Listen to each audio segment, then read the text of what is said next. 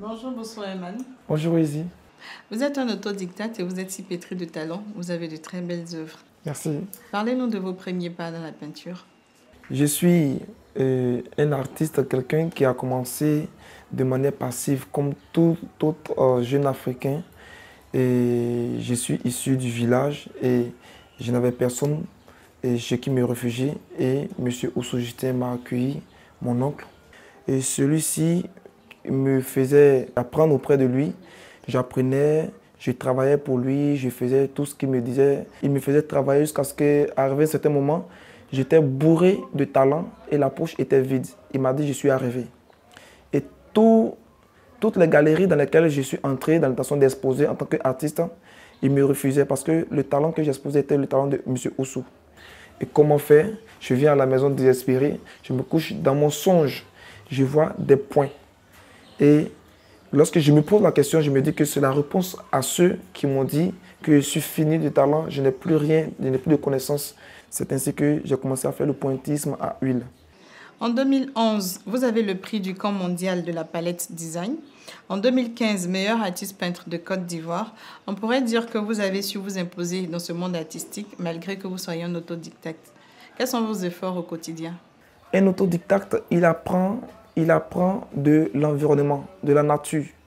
Et les principes qui sont enseignés dans les beaux-arts, ce sont, je peux dire que les économatiques.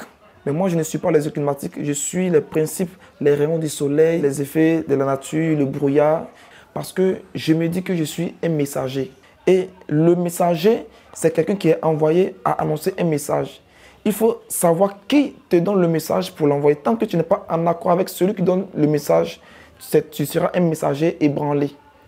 C'est-à-dire que tu n'es pas en accord avec une divinité. Pourtant, un artiste, c'est quelqu'un qui raconte les choses qui viennent d'ailleurs. L'art même n'a pas de définition chez nous. Chez d'autres, ils ont des définitions. L'art n'est pas une culture d'entre nous, du milieu de nous. L'art répond toujours à la préoccupation des hommes lorsque l'homme est confronté à des difficultés, lorsque l'homme ne sait plus tirer sa source, lorsque l'homme ne voit plus quel apport fournit à des problèmes pour être épanoui. C'est ainsi que l'art surgit au milieu des hommes. Quels sont les thèmes sur lesquels vous prononcez très souvent? Concernant les thèmes, avec l'usage des différentes techniques, je m'investis à fond dans une intégrité de la matière pour mettre en lumière des phénomènes tels que enfants soldats, les enfants vacateurs sans tuteur, les enfants, les démunis qui sont beaucoup méprisés, l'exploitation abusive des enfants. Je mets en lumière cela pour dire non à la déshumanisation. Parce que les enfants qui devaient être des futurs cadres de demain, ils sont enrôlés dans des conflits politiques qui font d'eux les enfants soldats.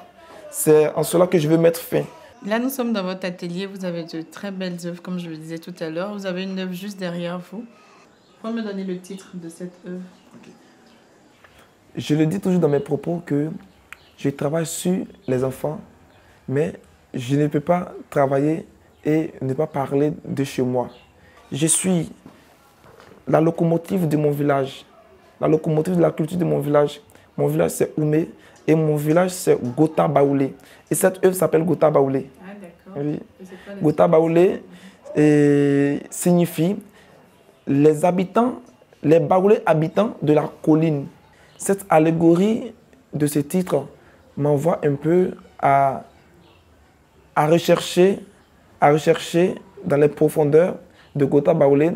Et il en ressort que Gota Baoulé est une mythologie féminine. C'est-à-dire, lorsque la métaphore à partir de la rate de l'homme pour prendre une côte et transformer la côte en femme, l'homme qui est appelé à vivre avec la femme, il ne peut pas résister. Il ne peut pas résister. C'est ainsi que cette femme qu'on voit des récits, elle cache son côté intime, son côté qui permet aux hommes de ne pas résister, parce qu'il n'y a aucune âme pour l'homme de résister contre la femme. Et elle a le sourire, les attributs de la femme sont exposés ici. Et ensuite, on voit des dépravés de points dans des couleurs chaudes.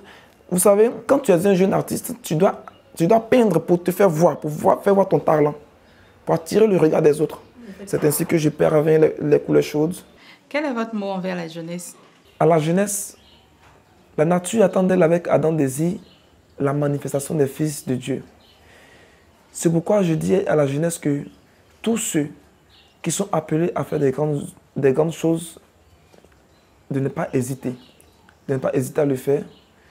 Parce qu'ils trouveront sur le chemin des obstacles, des personnes qui vont les décourager, des personnes qui vont leur proposer des choses d'où ils ne vont jamais voir le résultat. Mais je leur dis de ne pas baisser les bras. Parce qu'en Afrique ici, si tu veux attendre le secours venir, tu ne seras jamais un grand. Oui, il faut te lever, il faut provoquer le secours. Merci Bousso Eman de nous avoir reçus dans votre atelier. Nous avons passé un agréable moment. Merci Ezi.